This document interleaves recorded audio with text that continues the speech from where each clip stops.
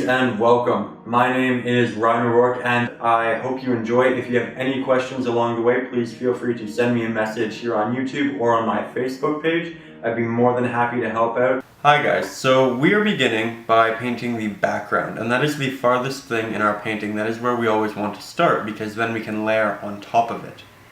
Now I'm doing a sort of sunset look here. And I'm using a lot of greens in a forest, and I want to stay in that color area, so I'm using a lot of yellow. Now, something to note about layering on that yellow.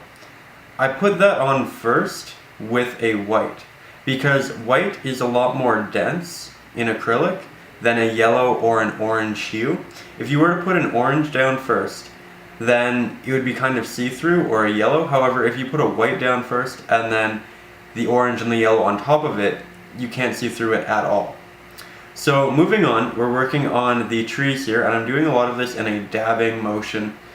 And you'll notice that the green is blending into the yellow. When something's in the distance, it's a great idea to really blend them together by working with them while they're still wet. So you have a gradient of yellow moving into green, and as it gets more into the forest, it gets a lot darker.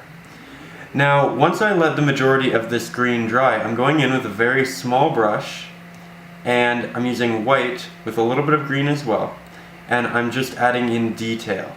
Now, it is far away, but you will see a myriad of little varying organic shapes and bumps and movement throughout that.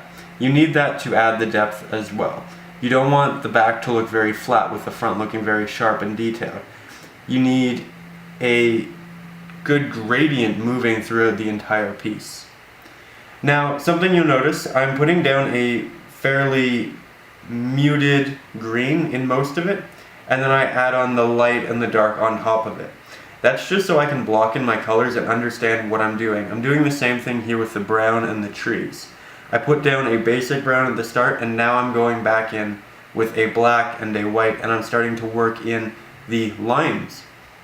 Now, this is an easy way of doing it because as opposed to doing every tree individually first and not knowing where I want them exactly, I might have to redo a lot of work and spend a lot of time. But if you just put in the general color, then you can move it around, play with it, and decide what you really want to do with it before putting all that time and effort into the detail itself. Now, with all of these trees, they are three-dimensional. There is a bright side, there is a dark side. The brighter side, I'm using a lot of white with a brown, and then on the darker side, I'm using a black with the brown. And you could add a little bit of yellow, the light from the sky, onto it. However, I like to save that for where the light is being emitted itself. Now, I'm moving on to the water here, and you'll notice that I'm using a very muted blue. And the water isn't really going to be blue because the water is a reflection of the sky, and the sky is yellow. However, this is just something that I like to do because it helps me understand where the water is. It's just a natural thing, and then on top of it I layer my actual colors. It also helps to build up on the canvas so that I'm getting a really nice thick layer for the water. So here you'll notice I'm just going back, I'm adding detail like we were talking about previously, adding a yellow to the white around the light itself, and that's just what I'm doing. I'm adding in that yellow, ensuring that the forest is reacting to its surroundings, to its lighting. And this is also an idea where you can add more detail, because you can always go back and add more, and taking a break can help from that in gaining perspective. Now here I'm adding in the reflection of the sun on the water, and I'm starting with a very dark orange because you want to be able to layer on top of it. I'm doing all of this in horizontal strokes with a bit of water on the brush, and the whole idea here is to create a little bit of blue around the edges, maybe a little bit of green. And another reason we were using the blue was because when the yellow mixes with the blue, it creates a green, which makes a really nice reflection of the trees, right? Now, I'm going back, I'm adding more orange, and I'm trying to get rid of all of the blue that we previously put in. But I want where the sun is reflecting to be very yellow and then it kind of moves into a greenish orange. I want that warmth from the orange because it is a warm sky. It wouldn't make sense if it turned into a dark blue if the rest of the painting is going to look fairly warm, if it's going to be done in a warm hue. So you want to keep that in mind. You want to ensure that the coloring and the warmth within your painting is fairly consistent if you're only going to have one light source, and that one light source is going to be either warm or cool.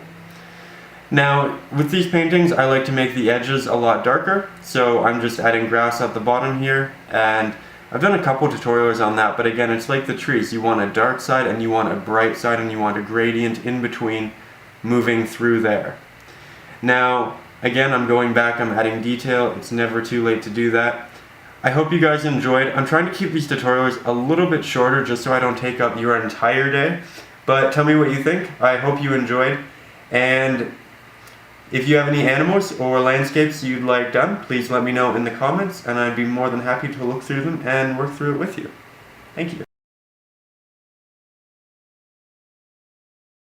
Thank you so much for watching. I truly hope you enjoyed. And again, if you have any questions, if you got stuck along the way, please feel free to leave me a comment or send me a message on my Facebook page. Also, if you just want to share your work with me and get a little critique out of it, please feel free to send it to my Facebook. I'd be more than happy to look at it with you and talk about your work. And I'd love to see it as well. If you want more of an immediate response or you'd like to share a picture of your work, please feel free to add me on Facebook. I have a link in the description of this video, and you can add me there, ask me questions, and I'd be incredibly happy to help you and walk you through whatever you are working on. Now, if you've enjoyed this video, if you've enjoyed this tutorial, A, I'm very happy.